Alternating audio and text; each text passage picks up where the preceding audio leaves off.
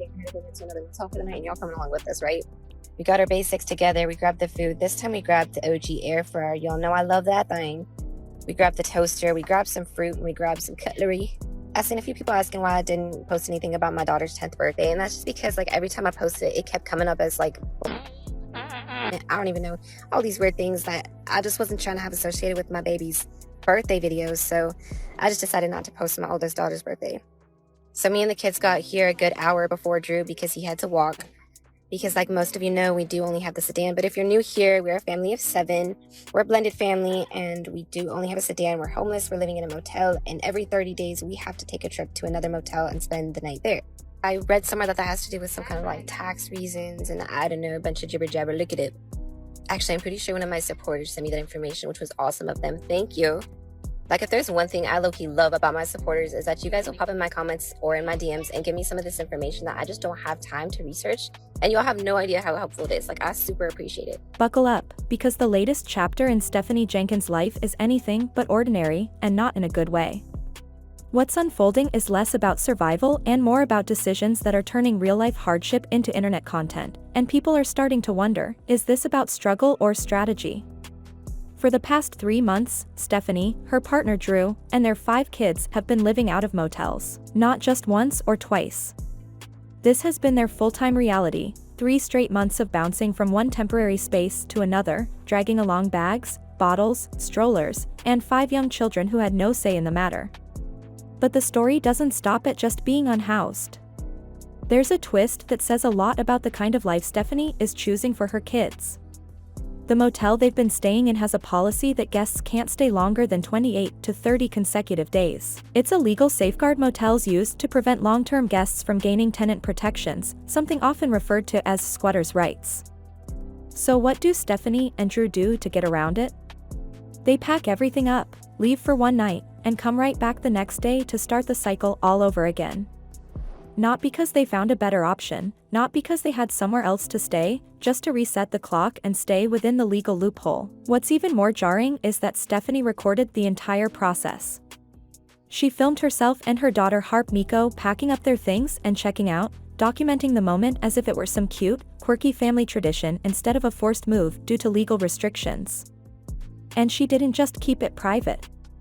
She posted it online for her followers like it was just another episode in her Day in the Life series. But this isn't harmless content. This is trauma in real time. These aren't just vlogs. These are moments in which 5 young kids are being shuffled around like luggage with no stability, no consistent space to call their own, and no idea what's coming next. Children thrive on routine, on knowing what's coming, on having a space that feels safe.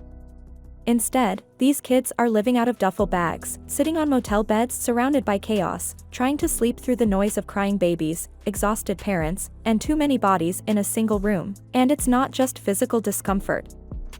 I heard Stephanie, reckless, not resilient drinking. She got the nerve to be telling people who support her to stay in her play. That shit put me off. Like drinking milk, warm, in the summer, with cat hair floating in. Her accountability is so bad. It's like a broken IKEA chair, one wobble away from collapsing. And then she said, now this math ain't math.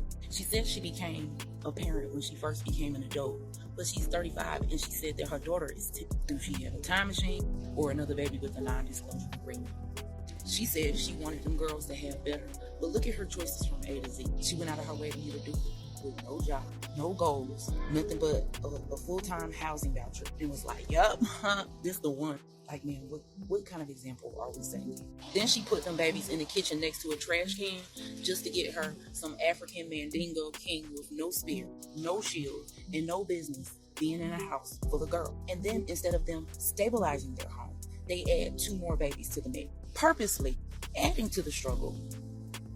And they can't afford the ones that they have. Like, okay, breast milk is free, but diapers and wipes do not grow on trees. Now all of a sudden this man got autism, he has seizure, and still allows him to drive her and the children around like he is Vin Diesel with a medical exemption. It has to be upsetting because there are literally women on this app who would trade their uterus for just one healthy pregnancy. And they gotta sit and watch her collect her children like Pokemon cards. But then she treats them like dollar store leftovers. She got the wound of fertility queen and the priorities of a clearance bin. And she doesn't realize that people are not laughing. her. You're watching her like reality daytime TV, waiting on that episode. Like, bro, you are not the father. But for her to come to her senses just so they can get some relief. You know, it took for me to get struck by a truck and dragged in my face and leave it with my husband for me to realize and shake back. And I don't want that for anybody. Like, she's alienated her family clearly over some Mandingo madness, and she can't even see the fallout happening in real time. If she thinks she about to make it another few years on TikTok with this mess, she better go sign up for some CNA classes, become a lactation consultant, because baby, this ain't good. Because I don't know about anybody else, but I am scared for her, and I am terrified for those children. And that's the truth. It's emotional erosion. These children don't have space to decompress, to be alone, to breathe without bumping into someone. There's no quiet time. No privacy. No structure. Everything is temporary. Even things like bedtime and mealtimes get blurred when you're living out of one room. You can't invite friends over. You can't decorate your space. You can't leave toys out. The kids are likely left wondering why this is their life, while other families live in homes with rooms and backyards and kitchens with full fridges. But what really stings is knowing Stephanie is aware of all this. She's not clueless. She sees the toll it takes. She notices how the kids get quieter. How they stop asking questions. How they look around, waiting for the next move, the next room, the next goodbye, to what little comfort they just settled into, and yet, she chooses to do nothing. Not because she absolutely can't, but because her priorities are out of order. This isn't just a story about financial hardship. It's a story about poor choices. Stephanie has made the conscious decision to keep funneling what little money she does have into Drew, a man who's not working, not providing, and not stepping up as a father. Meanwhile, her children are crammed into a motel room without beds of their own, without consistent meals, without stability, and every time Stephanie goes live or posts another video talking about the reality of her life, it feels less like documentation and more like justification. Instead of figuring out how to change the situation, she's focused on changing the narrative. She's chosen to build a following off of her family's dysfunction. Social media has become her band-aid, but it's not solving anything. It's not a job. It's not a future. It's not stable. The money might roll in from live streams and pity donations now, but one algorithm change or one deleted platform and it all disappears, just like the motel room they may be forced to leave next month. If Stephanie really, truly wanted to build a better life for her children, she would have made some kind of move by now. Anything. A part-time W-2 job, a remote gig, flipping burgers, walking dogs, something. Even asking Drew, her forever gamer partner, to finally press pause on that PS5 and step up like a grown man. But nope. Instead, she hits a go live and starts recording, while her kids sit on motel beds wondering where they'll sleep next month. And the kicker? Stephanie has publicly admitted that motel living is more expensive than just renting a basic apartment. Like, she said it out loud. So the obvious question is, if she knows this, why hasn't she made a single move to change it? Well, the answer isn't pretty. Stability? Doesn't trend. Peace? Doesn't rack up views. It with someone else that you don't even know, that you send the popo to their house 3 times in 1 week. How many times and how many people are going to show up at our door and do said welfare check before y'all going to catch a hint that these children are perfectly fine? Ain't nobody being traumatized, nobody being scarred for life.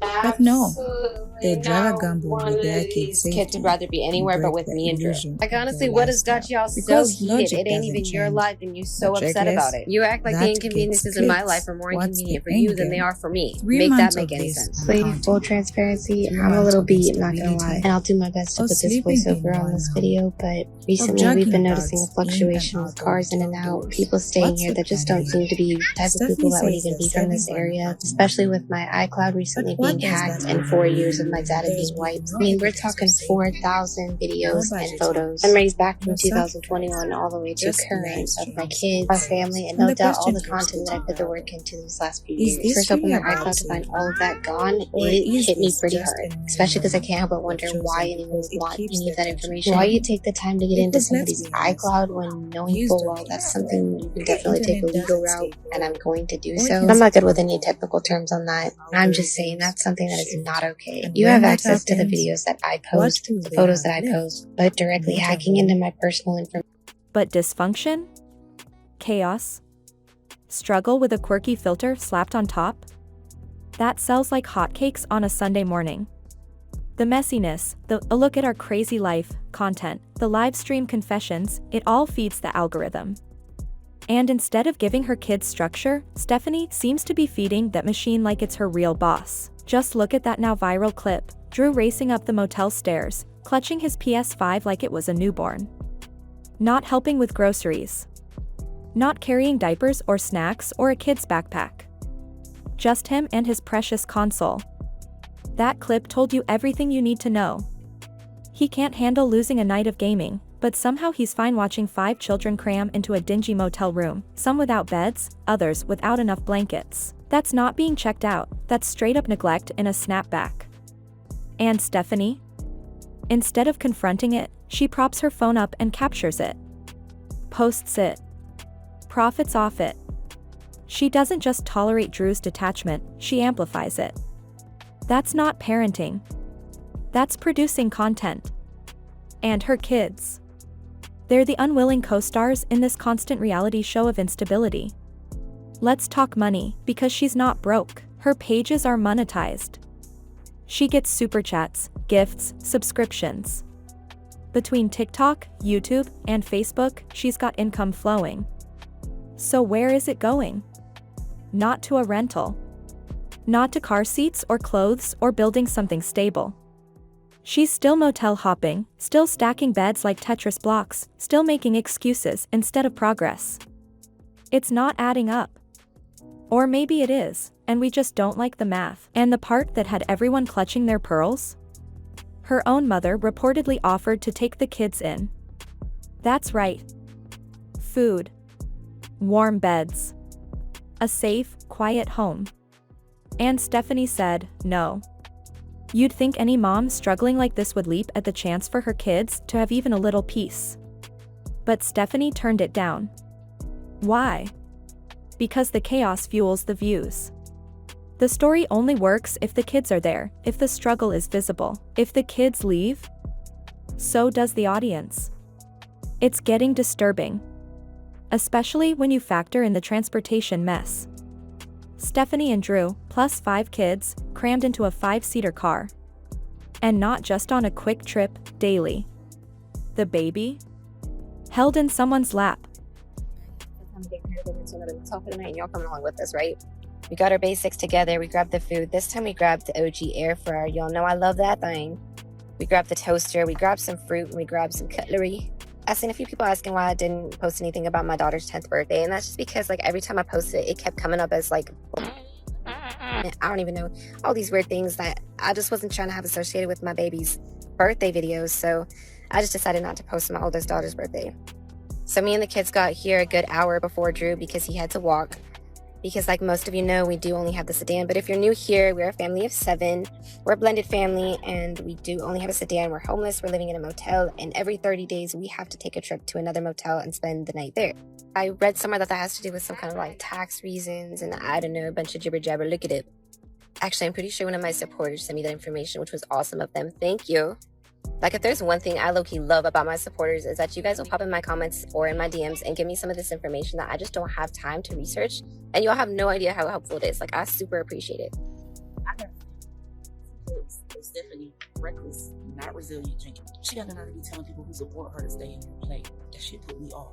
Like drinking milk, warm, in the summer, with cat hair floating in. Her accountability is so badass. It's like a broken IKEA chair, one wobble away from collapsing. And then she said, now this math ain't math. She said she became a parent when she first became an adult, but she's 35 and she said that her daughter is 10. Do she have a time machine or another baby with a non-disclosure agreement? She said she wanted them girls to have better, but look at her choices from A to Z. She went out of her way to me to do it with no job, no goals, nothing but a full-time housing voucher. And was like, yup. No rear-facing car seat. No boosters. No proper seat belts. Just squished limbs, loose straps, and Stephanie smiling in the front seat like it's a quirky family outing. She once claimed Drew walks so there's more space, but even then, 6 people in 5 seats? Still illegal. Still unsafe. Still reckless. And don't even get started on the way she films it all like it's a lifestyle channel. Day in the life of a motel mom. No ma'am. This isn't cozy chaos. This is endangerment. Kids that young shouldn't be guessing where they're sleeping each week, wondering if they'll get privacy, or watching their parents argue while a live stream counts the comments. At this point, people aren't just questioning her decisions, they're questioning her intentions. Because the signs are there, this isn't just a rough patch. It's starting to look like an act. Carefully maintained dysfunction that keeps the money rolling in and the audience emotionally invested. She's not escaping hardship, she's broadcasting it. And it's the kids who keep paying the price. Stephanie's own mother offered to take the kids in a stable home. Real meals. Warm beds. No strings. Just love. And guess what? Stephanie said no. Not because it was bad for the kids, but because it would ruin her narrative. Without the kids, the views dry up. No more chaotic content. No more drama-filled live streams. And Stephanie? She's not about to let go of that ring light spotlight. Even if it means her children stay in survival mode. And don't even get me started on Drew. The man once sprinted up motel stairs, not with diapers or food, but clutching his PS5 like it was a newborn. Sir, where's the urgency when it comes to your actual kids? He hides in video games like it's a job, and meanwhile, 5 children are living in a one-room motel with no routine, no privacy, and no sense of security. And Stephanie? She's not calling it out, she's recording it. Monetizing it. Turning dysfunction into digital currency. So here's the big question, do these two even deserve custody at this point? Because this doesn't look like a family down on their luck. It looks like a circus act they've willingly signed up for, just to keep the audience engaged. They've had time, resources, and second, third, 10th chances. But they keep choosing the same thing, content over care. Hype over help. And babe, the internet is starting to notice. The comment sections are getting louder. Viewers who once donated out of sympathy are now asking the hard questions, where's the money going? Why no job? Why no plan? Why are these kids still being dragged from one motel to the next when help is literally on the table? At this point, this isn't a cry for help. This is a business strategy, and the product? 5 innocent kids being used as props in a never-ending saga of quirky family struggles. Except it's not quirky, it's exploitation. So now we're all asking, should CPS step in? Should someone finally say, enough is enough, and give those children a life that doesn't revolve around ring lights and room keys? Or will Stephanie and Drew miraculously wake up, stop chasing clout, and finally prioritize the only people who truly matter in this story? Let us know in the comments, because this isn't just messy, it's heartbreaking, and this might be one of those internet dramas that actually needs more than just views. It needs intervention.